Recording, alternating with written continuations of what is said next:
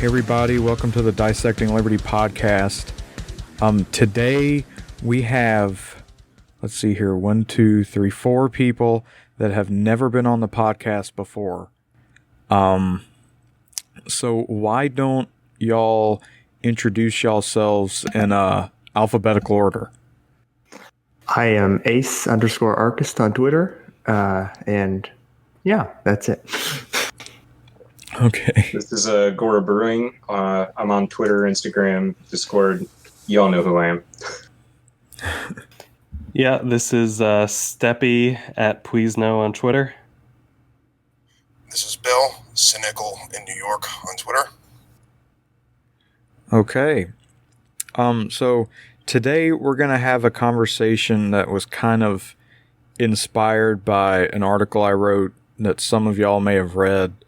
It'll be in the description, or it will be on the show notes page that's at dissectingliberty.com/ whatever number episode this is. I forget which one we're on now. It'll be dissectingliberty.com /55. I'll put the link there, or you can find it at anarchopsychology.com. So we're going to keep it pretty informal. I guess I'll just ask y'all, what, did y'all agree with my thesis, or at least one of them? Yeah, I wanted to say that, I read through it and I agreed with pretty much 100% of it, to be honest. I don't think that, or maybe I should let you explain it before I explain it. Okay. Basically, I came up with maybe a clearer way of saying it when I was rereading it today. I was saying that, or I might have said to y'all a while back, I think the two political parties, the main political parties, focus on emotion as a method towards gaining power. And then I think, and that's obviously not good. And then I think the main issue with ANCAP types, libertarian types, is they use, hierarchical logic as a method towards gaining power. And that's another issue. Also, I just, as a corollary to that, as someone that is in, the anarchist kind of ANCAP community, I think the issue is when you solely rely on that rigid framework, you draw in a certain type of person, and that's not necessarily bad. I address this in the article and I say that's where the joke comes from, where all libertarians are autists, and that's not necessarily bad. We need mathematically minded people in the movement, right. But it's not. That can't be the entire movement. That's an issue. Right. Well, I think it does breed this argument that ends up getting made that I think you're trying to allude to, which is okay, so we care about societal good. What's the best way to achieve that? And then they present libertarianism. And I think it kind of misses the point because, most people aren't going to sit around and think deeply about it. And so what they end up doing is just saying, oh, well, we'll just make the state do that. And however they get it done, they get it done. Mm-hmm. And so our argument is, well, but liberty is better for societal good. And it just ends up falling on deaf ears or being laughed out of the room, really, in many cases. Yeah. Yeah. So my thesis was basically that, I think a better route is focusing on the ethics of anarchism, mm-hmm. and not as a method to gain power, but more of just a way of living, mm-hmm. and I think, like I mentioned, agorism as that's kind of echoed in agorism. It's more of a framework in and of itself rather than a framework or method towards an end. And I think that's a much more realistic way to look at it. Right. Yeah, I would agree with that. So, yeah. In the article also, I mentioned left libertarianism and left anarchism. Mhm. I guess, what are y'all's thoughts on that, on the feasibility of it, on the possibility of like allyship or like overlap?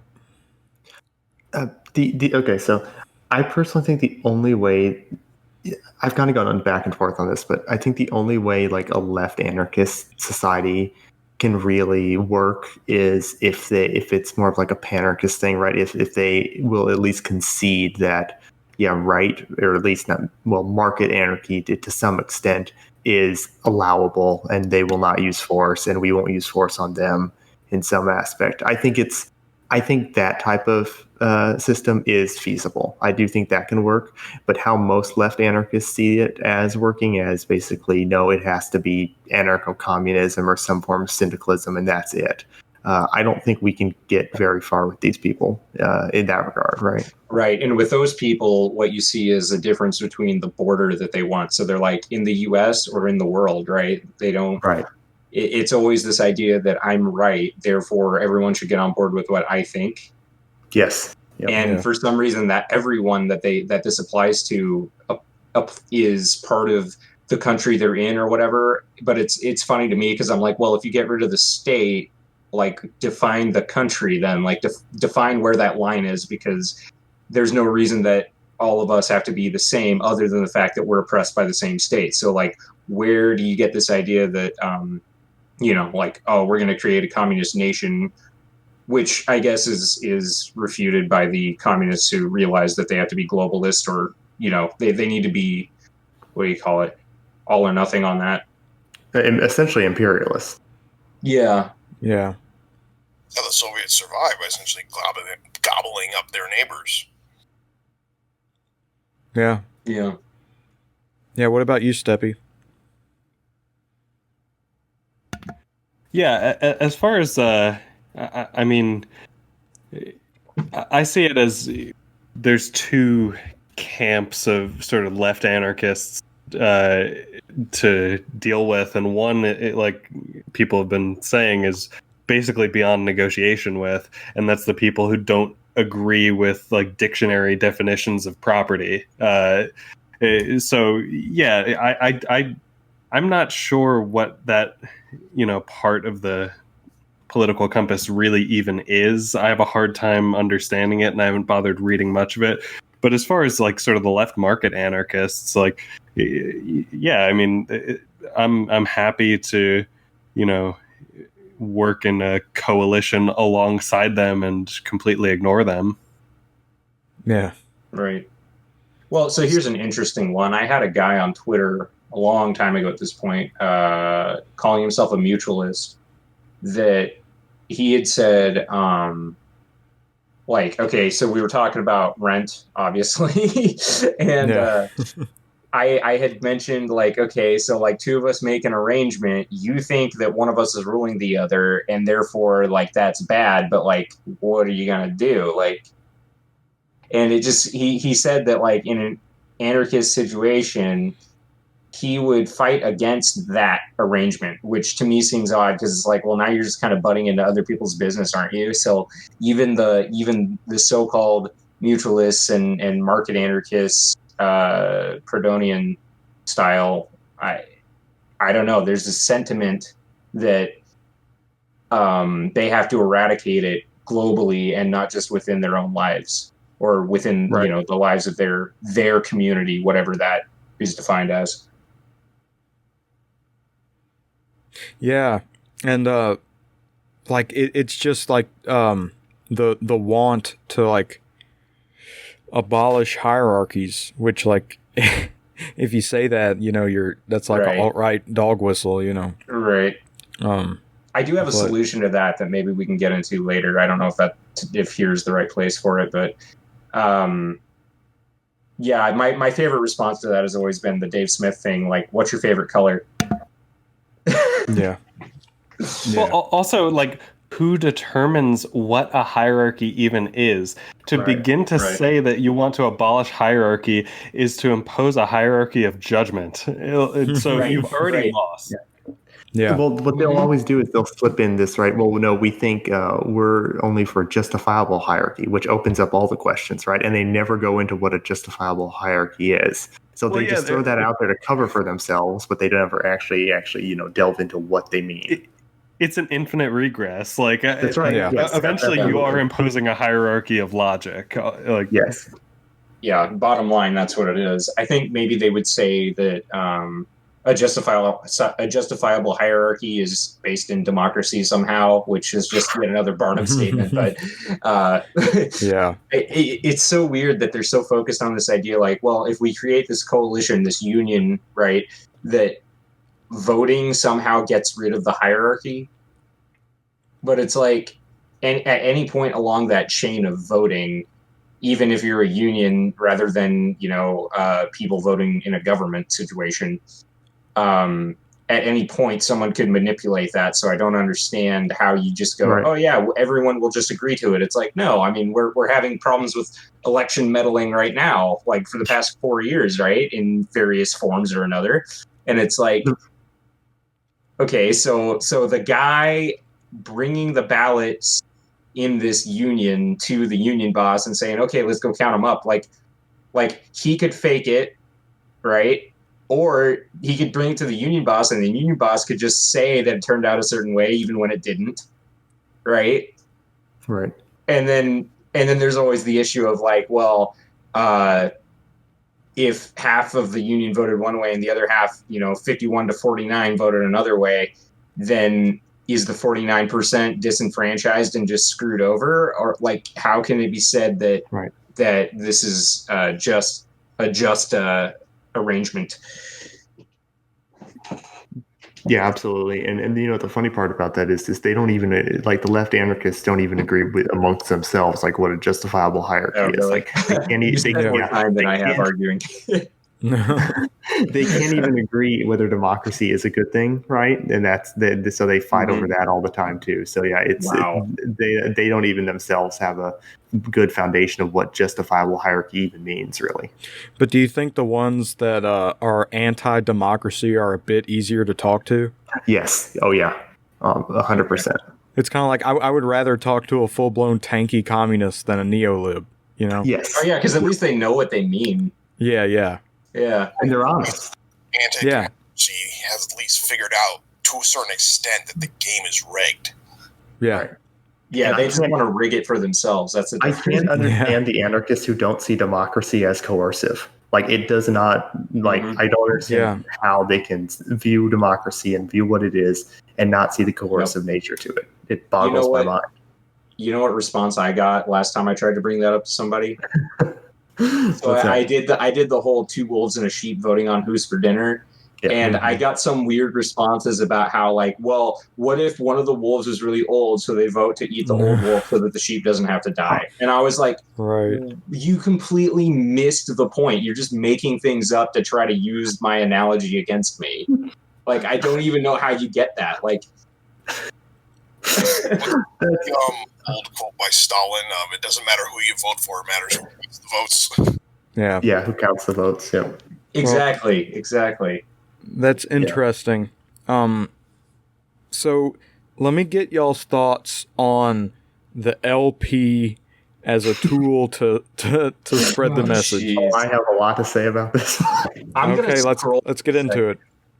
Who wants to go first? I'll go first. All right. If I remember correctly, David Nolan, the founder, said, this party isn't in the game to win elections; it's in the game to educate.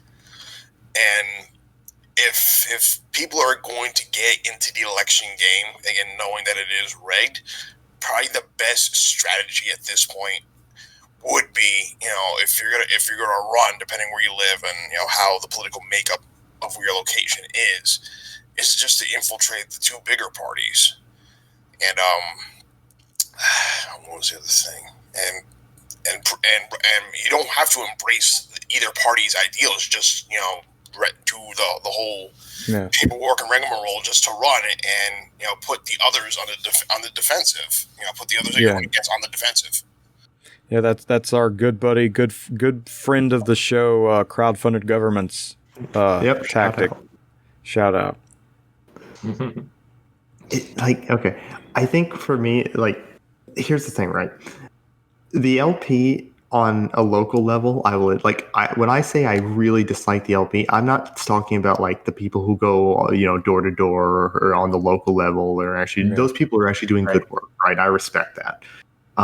Especially the people on the real local level trying to maybe win local elections. Whatever you think about the prospect of the possibility of them winning those local elections through the LP, I think that is a much better strategy. But the LP at the national level is I think it's not just irrelevant. I think it actually does harm to the cause personally. I really think that when they go out there and they misrepresent it to such an extent, and that it's not that they're even consciously misrepresenting it. I think that the nature of the political game forces them in some sense, subconsciously, to have to compromise and to have to in some sense sell out, right? So it may not even be a conscious thing for them. It's just the nature of the game. And if they're going to do that, to me, the LP trying to win elections, it's I don't even understand mathematically how they think that's going to work out or why it should work out that way. It would seem to me if you're going to do that, it would be a much better strategy just to have the most radical candidate and just send the message out. Use it as just a bully pulpit, right? Don't try to even win elections. Just try to say, hey, this is what's wrong. But even then, right, as crowdfunded government has said, right, you would have better luck doing that under a Republican or a Democrat. Right. Yeah. Well, this is why I oppose the idea of a party at all. If you're going to have an activist organization, just be an activist organization. I don't understand why we think that the only way to get our voice out there is to get on the political debate stage. Because obviously podcasts have absolutely done more for liberty than I think. Yeah. Absolutely. You know what I mean? To act like marketing is impossible without ballot access, I think is just absolutely ridiculous. Yeah. But I'll throw out a quote that I had earlier this week because this is basically my opinion stated pretty quickly here. Okay. I don't think the LP is fucking up at all, actually. I think the LP is doing exactly what it's designed to do, which is perpetuating the system by giving people the illusion of a third option. Voting, in my opinion, breeds complacency in other areas, and the LP is the perfect place to isolate those who would be the movers and shakers from actually doing things because they're too busy dealing with the, for example, Mises Caucus versus pragmatist argument. Oh my God. And to your point, Cotton, too. And I have another paragraph. All right. This is also why I don't spend much time on Twitter anymore. As fascinating as I find it to toy with ideas like this and practice getting a point across, I find arguing to be the most useless thing we could do in terms of achieving liberty for ourselves or anyone. And politics is just constant arguing and trying to figure out which argument is going to be most convincing. But frankly, it'll be the growling in our bellies that drives us to act, not the philosophical musings of those who claim to be enlightened. Oh, I've never agreed with something more in my life. So yeah, I wrote LP, that in a very autistic rage. That's all I can say. So the LP is basically just controlled opposition. Mm-hmm. Yeah, and a great example of what's happening right now with it is that Dave Smith debate with whatever the guy's name is on Lions of Liberty. That guy nobody had ever heard of outside of outside of being a fuckwit, and then I mean, my God, how recent was this? A couple months ago, maybe. Okay. It was a month and a half ago, or so, I think, maybe Gotcha. 2. Yeah, I haven't been listening to him as much as I used to, but he's always good. Oh, this is on Lions of Liberty. Oh, that one. Now I know. Okay. Yeah. I need to listen to it, but was it good? Was it worth it? No, it was infuriating. Okay. Because the guy kept it basically was calling Dave Smith an anti-Semite, and just dude, okay. Yeah. I don't know. That's hilarious. I mean, the normal kind of lefty, pragmatic libertarian stuff, oh, you give a platform to Stefan Molyneux. The Cato people. Yeah, Right. the Cato Okay, people. Right. Yeah. Man. Oof. If I can piggyback off of what Agora said just a second ago though with the LP, I actually had a similar tweet a while back where it was I think I was responding to crowdfunded government, and I was like, the LP is actually doing a real good job of taking people who would be radicals and domesticating them, because that's what they do, right? Yes. There is something to the argument that it is true that they might give people who don't know about libertarian ideas a way into libertarianism. That's true. But the problem is it also keeps those people trapped in there too, right? It doesn't allow them to grow. It's a self-referential cycle where they keep people politically motivated, and they think if they can just get people if they can just keep pushing that ballot access, then those people are actually doing something for the cause of liberty. And that's insane to me. Yep. But none of them have a clue how to grow a little bit of vegetables in their backyard, That's right. It's you want to be free. I don't know, maybe get out of big food, big pharma, everything else. You think of the ways that we're influenced by the state, but we're all here eating it up anyways. And hey, go door to door handing out pamphlets that people are just going to throw away. Yeah. So as long as we're dunking on the national LP, I liken the organization at that level to just a drama club. It's just people who are kind of on the margin. They're a little weird, but they still want to exist within the structure, and they want to have their clique. And if you try to take their clique away from them and take their clout away from them, that's going on their college resume. They're going to say they ran for Congress under the LP. That's really important to them. Because if you watch the way that they interact with crowdfunded government online, they just don't want to hear what he has to say. They don't engage or see the actual facts that he's saying. It just goes right through their brain. It's like they just can't fathom the idea of having their drama club defunded. I gotta say something. I got a Twitter message a while back. This was during the summer. Me and Zero got a Twitter message from Ted saying, "Hey guys, I got this crazy idea. I want to come on the show and talk about it." And we're like, all right. He wouldn't tell us what it was. We're like, all right. And we eventually have him on, and it was his idea of getting rid of the LP and infiltrating the Republicans and the Democrats, which he went on Lines of Liberty to talk about it. He went on, every podcast in the community. And he just did a media blitz. And at the time, I think both me and Zero were kind of okay, not sure about that, but we were kind of apathetic to it. But man, as time has gone on, crowdfunded government has radicalized me. He's right. He's just totally right. He was right on every point, and he was just way ahead. He was way ahead of yeah, go ahead. I just want to appreciate Ted. I just want to appreciate Ted. Oh yeah. I love that guy. No, I was thinking about how for me it was really when Aaron said it's not bottom unity, it's bottom right, top left unity that is gonna win. And I was like, actually, you might be right. Oh, that's interesting. Oh, he's nuts, but sometimes I'm like, he's saying something that sounds so out there, but also I've never agreed more. Right. Oh, it's nuts. Crazy. It just might work. Yeah. Also, if I can say one more thing on the LP real quick, Sure. It also makes no sense to me why they think that if we just beg our masters for longer chains or just get ballot access, then or get enough in the polls, then we'll be allowed on stage. The last time a third party candidate ran, Ross Perot, it was a complete disaster for both parties, and they changed the rules so that they could so that would never happen again. So what on earth makes the LP think that if they just get enough, that the rules aren't going to change like they did last time, and then they're going to be allowed on the stage, right? What incentive do the powers that be have to let them on the stage? That's what I just want to ask. Well, I was just going to... Goldman, if voting changed anything, they'd make it illegal. I just want to tack on to that.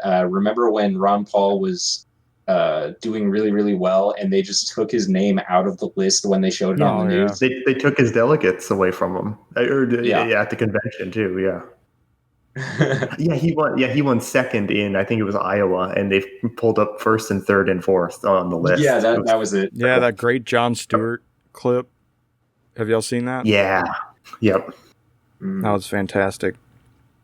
So like I see like the LP as I don't know that they're really like, okay, I'm trying to think of how to phrase this. Like I think frankly to a lot of people they do not care about the Fed. Like we can say that. There are a lot of people that just don't care. Like the while it's true, while the Fed is horrible, a lot of people just don't care, and that anti-Fed argument is not useful. So, and it's all sorts of stuff like that. Like, I forget, I was talking to one of y'all, or maybe it was with Zero the other day, but I was saying that, like, the Mises Institute, God bless them, just got the rights to economics in one lesson, and I went to the Ron Paul Symposium, and when you walk in, the first thing you see, they had a giant stack of hardback economics in one lesson copies. And you could get as many as you wanted. You can order free copies, as many as you want, and they just want you to disseminate it, you know? And I think that's awesome. Because, like, that was the first book that was one of the books that got me into economics, you know, that really... I mean, it's a fantastic book, but then it's great. The other thing to contend with is, like I said about the Fed, there are a lot of people that just aren't going to care. You know, there are a lot of people that aren't going to read the book outright, and there are a lot of people that may start it or something, and the argument doesn't appeal to them. Yeah. So, yeah. Well, speaking to the point you made in the article about using pathos. I guess if we're trying to appeal to people in this regard, I think like the way that I like to refer to the dollar anymore, like if I get to talking to somebody about money, I'll just hold up a dollar and I'll say, you know what this is? This is an IOU that they straight up already said they weren't going to pay, and we're still pretending it's money. Yeah. Like I can't really think of an economic argument that would be useful other than that, where it's like, look at this. This is a bad IOU. Why do you care about this? Why do you think that they should be in charge? Yeah. Yeah. And that's the thing, you know. Well, go ahead, Ace. Oh no, I was just going to say, I think the problem with economic arguments in general is that they really only appeal to people who already have an inclination towards economics. Mostly, not everyone, but a lot of people, exactly, right? Yeah. So when you try to make like these economic arguments, like the Fed, to a layperson, right? It's going to because when you're talking about the Fed, there are like first, second, third, fourth, and fifth order effects of all these actions that the Fed causes that are detrimental, right? And it's going to be extremely difficult to show every single like detrimental effect that the Fed causes to this person before their eyes just glaze over, right? So if you're trying to convince them, it's just not a good strategy in my opinion. Like I like economics, but I love the Mises Institute, but I was always more persuaded by the ethical arguments of anarchism personally, right? Okay. So before we get to that, so we with economics on one end and then like the LP on the other, I view that as like the logical wing, you know, the facts and logic wing, quote unquote. So let's talk a bit about appealing to emotion. Like what you mentioned, Agora, like the pathos of it. So like let's talk about the benefits and the downfall or the pitfalls of using emotion as a recruitment tool or a method towards spreading the message. Are y'all there? I'm trying to think where to start off on that one. I thought it died on my end. Yeah, I thought it. Yeah. My internet's been weird lately. I've got. I'm pro pathos. So I think just use it effectively and don't use it deceitfully. So, for instance, getting back to like, you know, your example of, well, how do you get people to care about the Fed, right? Like, you just be like, look, like, I think you can make a nice case in 1 minute or less that the Fed is selling you funny money and inflating your savings away, and be like, they're stealing from you. They're stealing from you every second of every day. Aren't you a little mad? Like, so that's, you know, a pathos argument, but it's a good one. Putting it in layman's terms would be a lot more effective, because again, charts, graphs, data, that all has its place, but again, a lot of people prefer it in a layman's term. You know, for example, if anyone here a mechanic or in the medical field at all? No, not me personally. No. Okay, so like when the doctor or the mechanic's trying to explain the problem with something to you, they try to break it down as simple as possible without going into their own jargon. In certain cases, they have to, because you know there's no other way to explain it. But that would be the approach to take to try to explain why the Fed is bad, why printing money is bad, why the warfare state is bad into layman's terms, instead of breaking out the chart and that meme from Always Sunny in Philadelphia. Yeah. And I think the issue with it, like Steppy said, is you can't be deceitful, because not only is that not right, and we can talk about that, but also it doesn't necessarily, because everything we do is towards like the longevity of the movement. Mm-hmm. You know, like we want people that like these ideas grab hold of. Like we want to red pill people. Like you can't un-red pill somebody, you know? Right. And like if you're deceitful when you appeal to emotion, then you're not red pilling them. You know, it's because eventually everyone realizes to a certain point, unless you thoroughly brainwash them, which is not a good idea, because that's the society we live in now. They will eventually wisen up, you know. And I think maybe that might be the libertarian to alt-right pipeline. You know, people get introduced to these ideas in a faulty manner, and then they back out of them. Yeah, 100%. But so I think I'm not sure what the answer is, and we don't have to dwell on it if there's not a good conversation in it at the moment. Well, but go ahead. Oh, I was going to say, I have just one point that I just thought of. So you brought up the JoJo tweet in the article, and I'm thinking, I wonder if maybe it's not that it's a pathos argument, but that it's a pathos argument being made by a member of a political party. And so rather than being an argument for liberty, it's just an argument for votes. Yeah. And maybe that's the issue with it.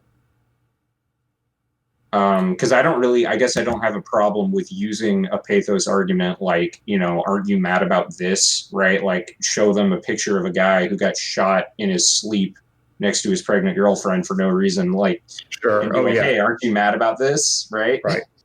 It comes across as fake because of what they're trying to sell you. Yeah. Yeah. It's when the party does it, because, and I think that, I mean, not to go off on too much of a tangent, but I think that is kind of what's holding the movement back, is that the Libertarian Party is the party that says, I don't believe in the government, you should give me power, right? It's like, well, wait a minute, you just said you don't believe in the government. Right. I to piggyback off that, I think it's much more like easier for people to see something like by example, like see someone doing something by example, than saying, "Hey, trust us, vote for us," and then your life will just be better, right? And then because what they promise something radical, And then what they do is they say, here, give me all this power. And then you have all, because people are trained to believe that, no, if you do this and you take away all these like safety nets from the state, very, very bad things will happen. So people in most cases are not going to want to risk rocking the boat, especially when they have to put their votes on the line, when they could safely put their votes in someone they trust, who they, the devil they know in some sense, right? So, whereas if you can show someone, how to live, without the state or something like that, they might be much more inclined to be open to that type of way of living, essentially, right, than trying to put all their trust in another politician. I see what you're saying there. I guess that kind of goes to something that I've been trying to get across to people lately is that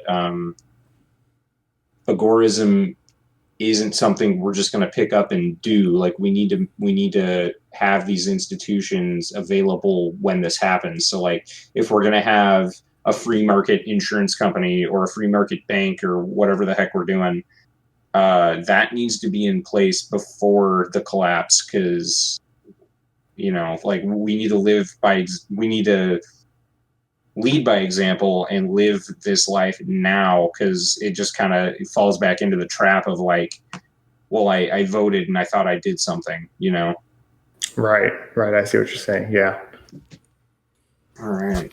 Well, it looks like Cotton says his internet is freaking out, so we will fill the time. Yeah. Got any thoughts on this Cold Highway? No, I pretty much agree with you that that basically is the it seems like I'm trying to how do I say this, like you're familiar with the concept of vicious cycle, right? And it's kind of, the LP is kind of like that, it's just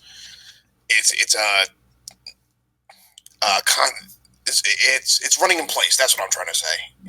It seems like it's running in place. That again, like you said, I voted. I think I thought we did something.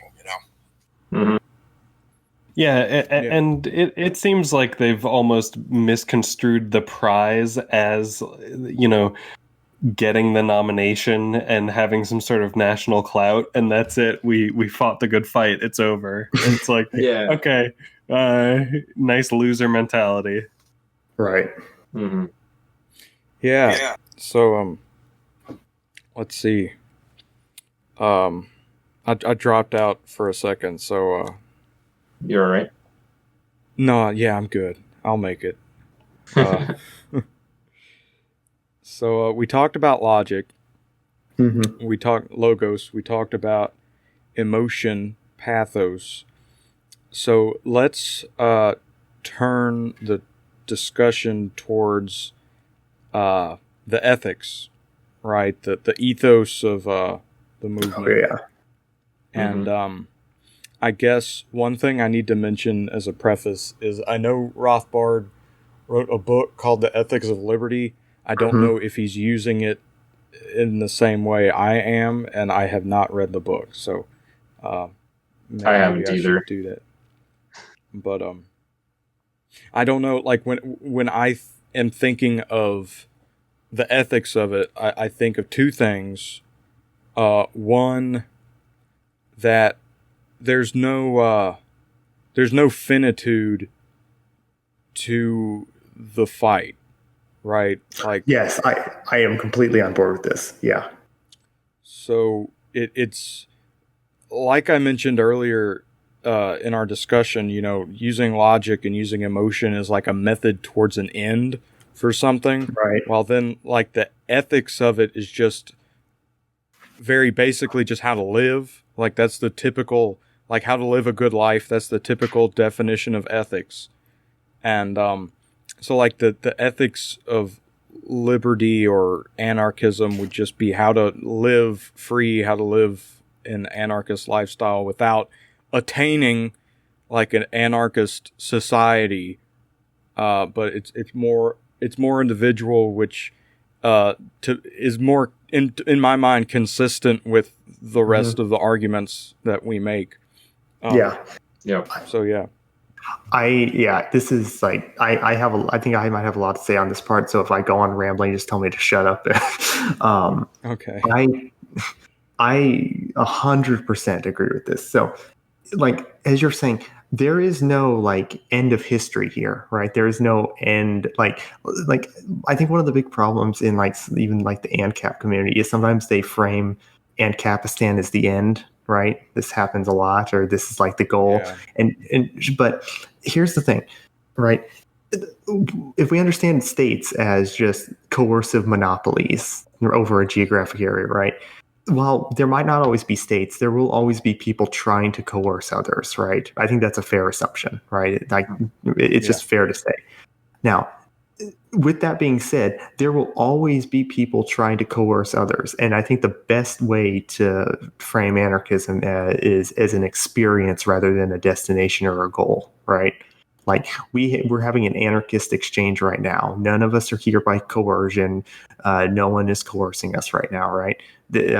So while we may live under a state right now, ultimately this conversation is an example of anarchism, in my view.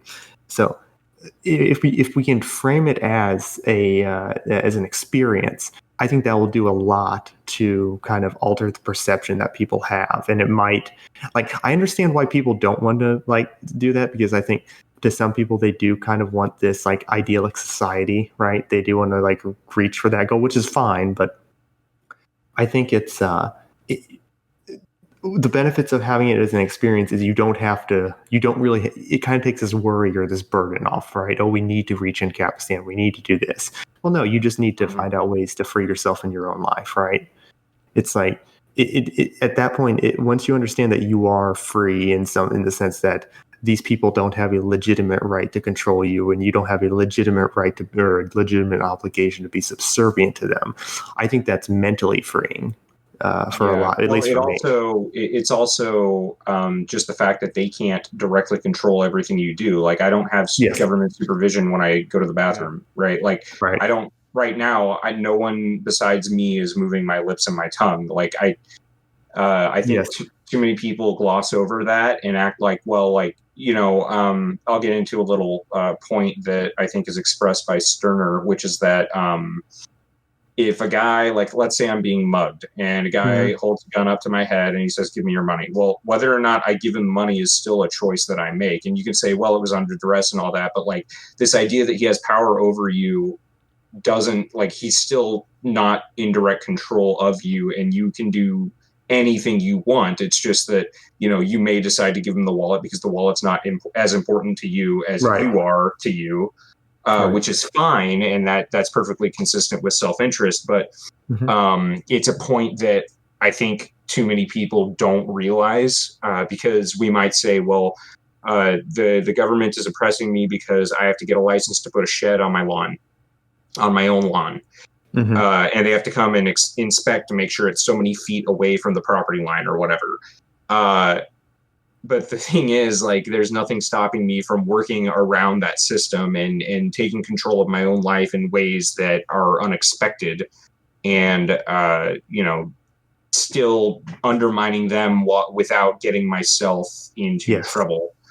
And if I can just say, sorry. Well, isn't that the clear pill? The what? Yeah. The clear pill. The clear pill. I don't know if I've heard that one yet. Or whatever. Well, the white pill is the same as the grill pill. The clear pill and the grill pill. Exactly. Yeah. If I can add one more thing onto that, I think my favorite philosopher, Albert Camus, I think he has a quote that exemplifies exactly what Khan is talking about, and in fact exemplifies exactly what my understanding of anarchism is, right? It's like the only way to live in an unfree world is to become so absolutely free that your very existence is an act of rebellion, quote unquote, right? I think to me that is anarchism. Ultimately. Yeah, I love that. Hey, Cotton, while we're talking about this idea, do you want to read that quote that you put in the article from the Moon? Oh, yeah. Let me see here. Okay. I'm quoting Bernard de la Paz from The Moon is a Harsh Mistress by... Great book. What's his first name? Robert Heinlein. Robert Heinlein. Robert Heinlein. Okay. A rational anarchist believes that concepts such as state, society, and government have no existence save as physically exemplified in the acts of self-responsible individuals.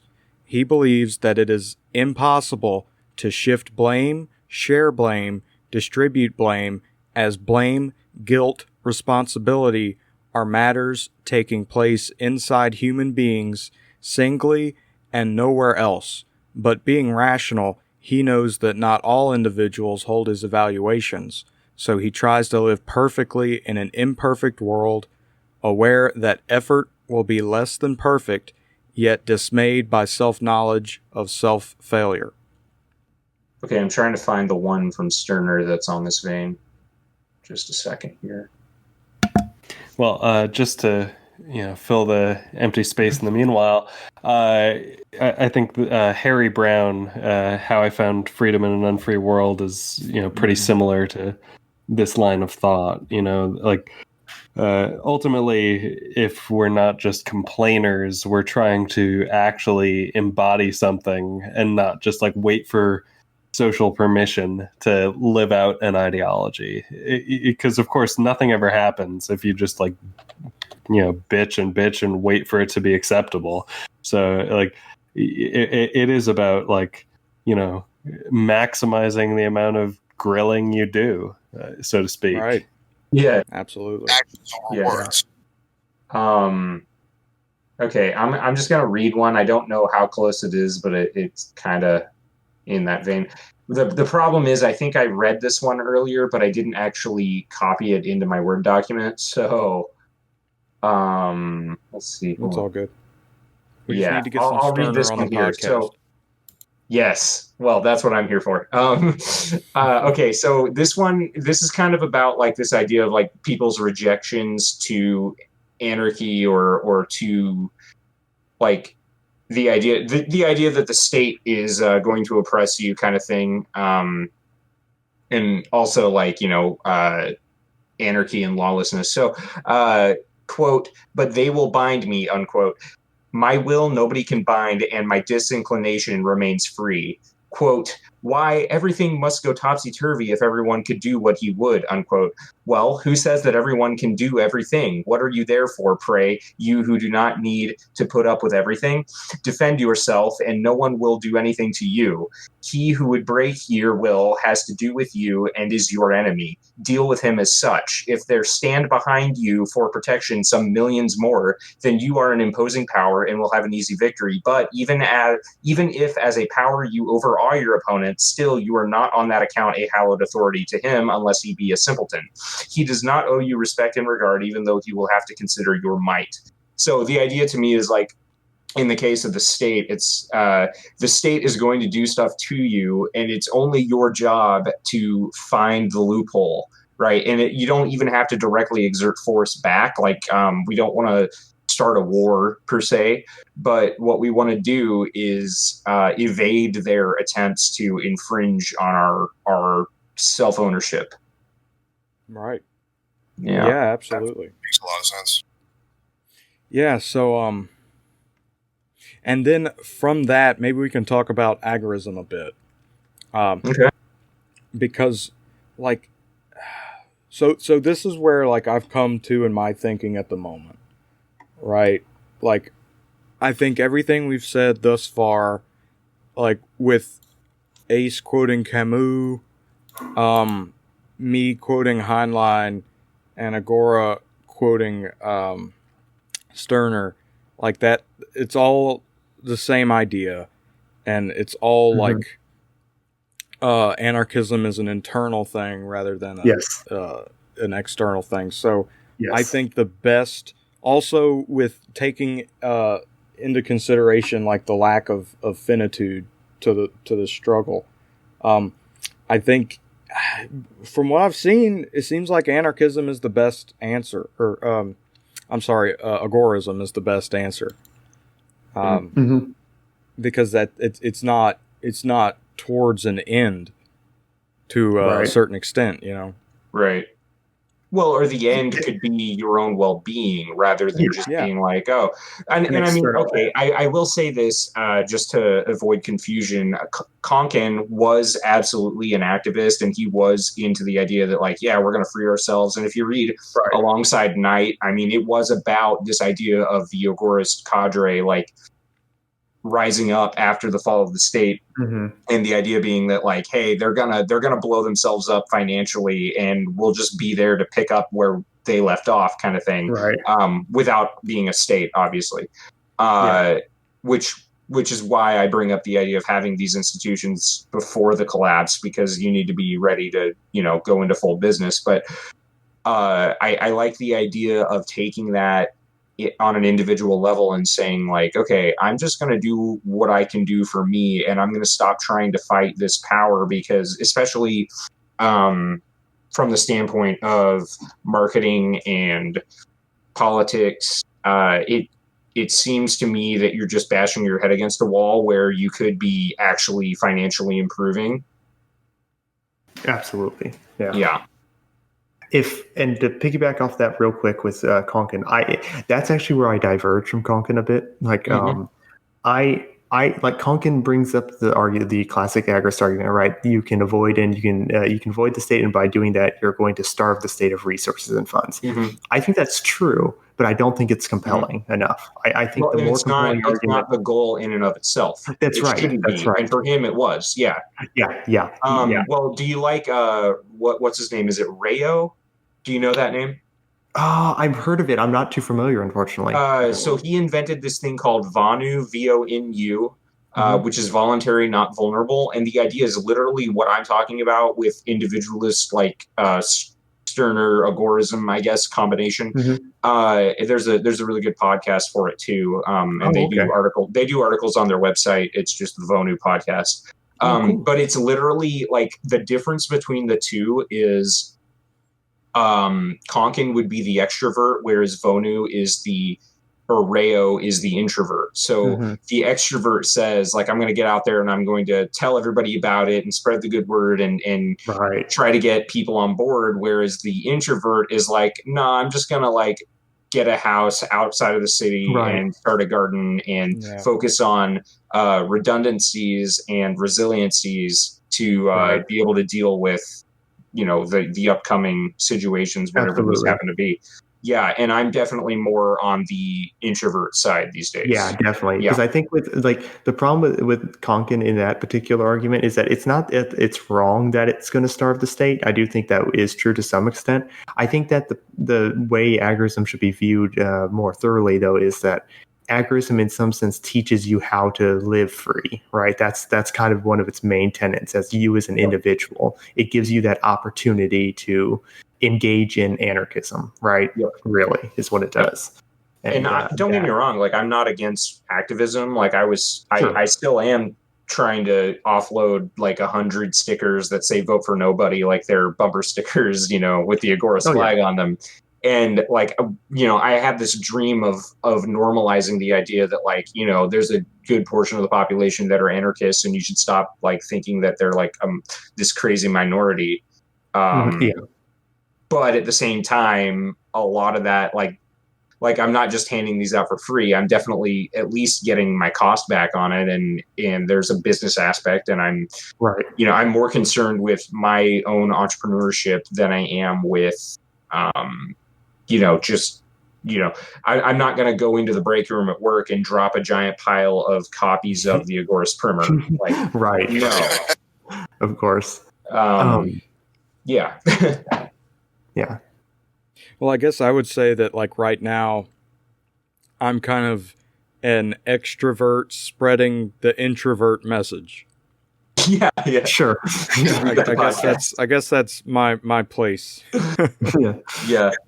And when you think about it, with agorism, what you said earlier, is that many people practice it and they don't realize that they're doing it.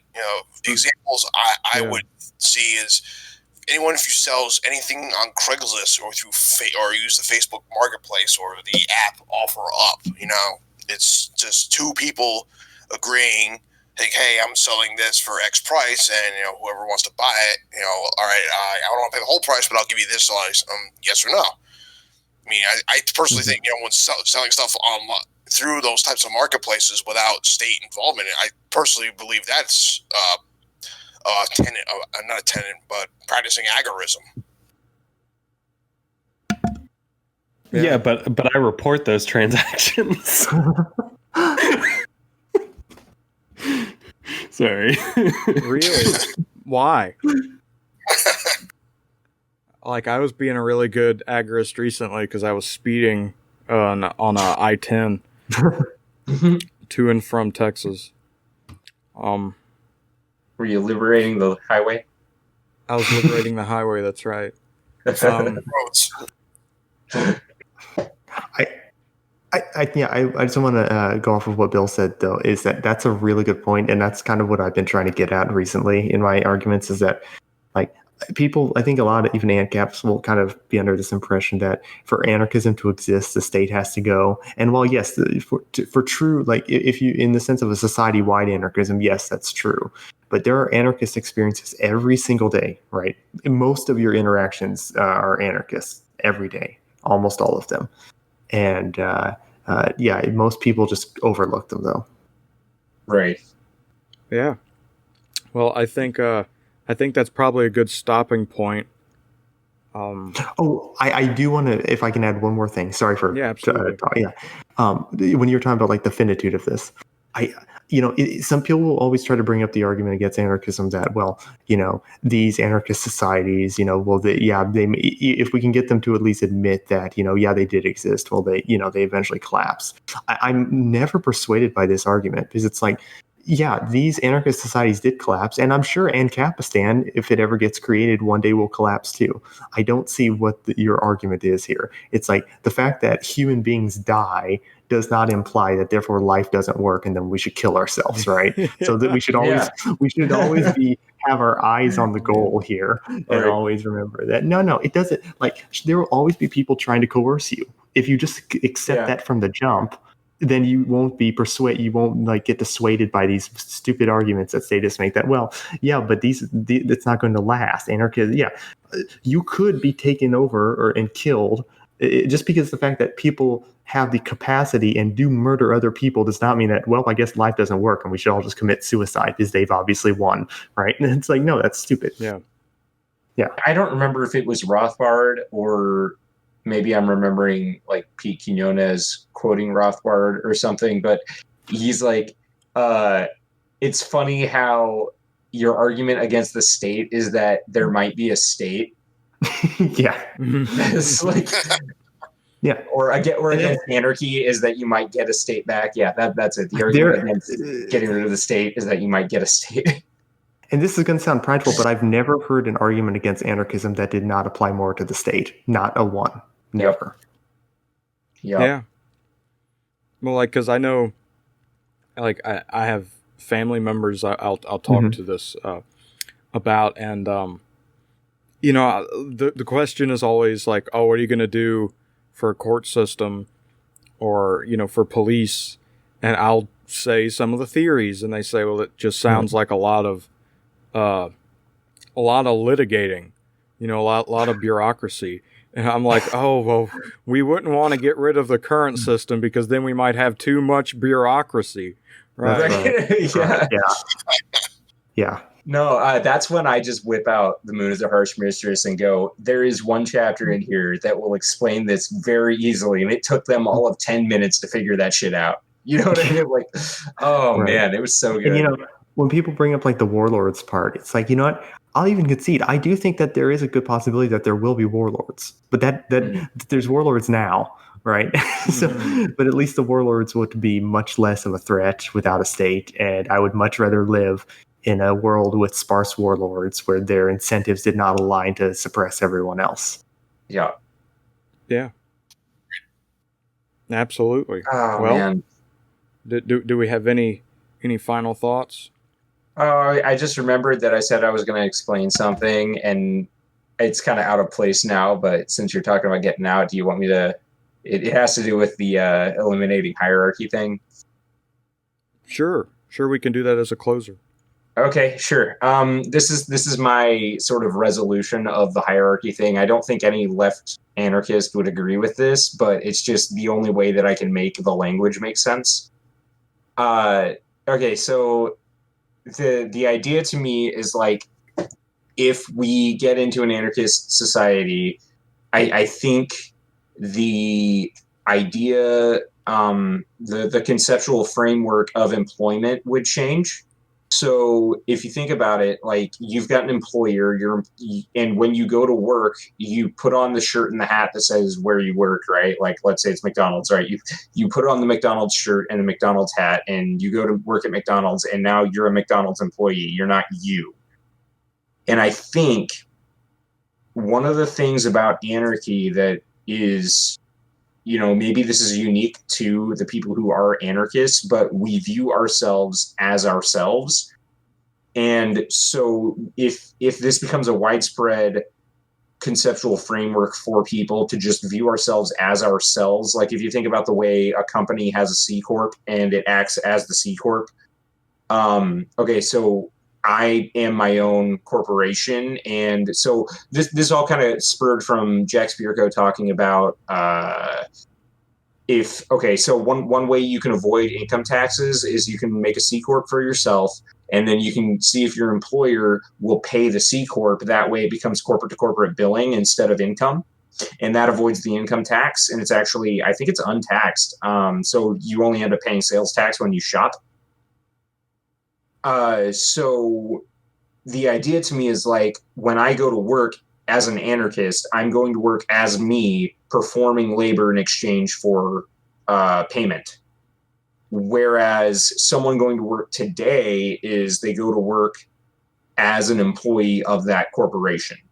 And so when we talk about eliminating hierarchy, I think, and maybe left anarchists won't agree with this, but I think the origin of that idea is that what we're really trying to do is recognize individuals as individuals and stop viewing our employers as above us as if they are rulers. So like I think employment could still exist, but I think the way that we talk about it and the way that we understand it as a relationship between me and the owner of a grocery store, for example, it's not that I belong to the grocery store now. It's that I've set up a way to trade with the owner of that grocery store, and I'm going there and doing it because I can, I can improve my own standing in life.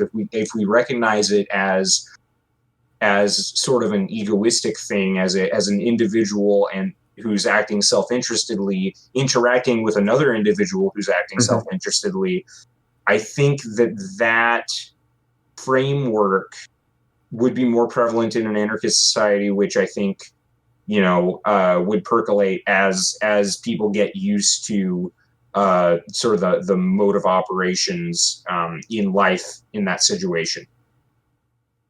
Does that make sense? Yeah, that does make sense to me. Yeah. So Yeah. I don't know. That's where I'm at, just because I've been reading, once I started reading Stirner, I viewed it more like, okay, we are individual people. So the hierarchy, I guess here's a visual example to close it out. A visual example of hierarchy is, everybody pictures, you take a graph and you've got power at the top of the graph and you've got people across the bottom. And so like some people have more power than others, and you end up with these wild peaks. And so you've got a mountain range, and all the power's at the top of these peaks, and there's more people at the bottom who have no power, right? In my visualization of this, if we are all acting as individuals and we don't have this idea in our head of being underneath others, what happens is, rather than flattening it and making it just a straight line across the bottom, which is what socialism does, and which is why everyone becomes equally poor, in a free market anarchist situation, what happens is power is more of an orb with points lying somewhere between the center and the outer perimeter of the orb and all the way across. So what happens is it looks sort of like what are those toys that have the electricity inside of them, and you touch them and the electricity follows your fingers? Oh yeah. So you imagine, if you imagine like a million of those electrical pulses going across the surface of that thing, and I can interact with it by touching it in different ways. And so power flows through this orb rather than up on a graph. It's a like three-dimensional rhizomatic way of Yeah, I was about yes, to it's say, rhizomatic, and it's a yeah. three-dimensional way of viewing power relationships. And I think a lot of that just comes from people being lazy and simplistic. And so they're like, well, I have to have a job, so I'm going to go work for this company, and then that company and their relationship with me becomes a part of my identity. Whereas as an egoist anarchist, I am me always and forever, regardless of what interactions I choose to have with this thing that is the economy or power structures or whatever you want to call it. And that's why, like, I think it's interesting. I know it doesn't work very well, but I think it's interesting when you can own an apartment inside of an apartment building that's all connected to each other, because that is a thing you can do. Like, I can buy a flat.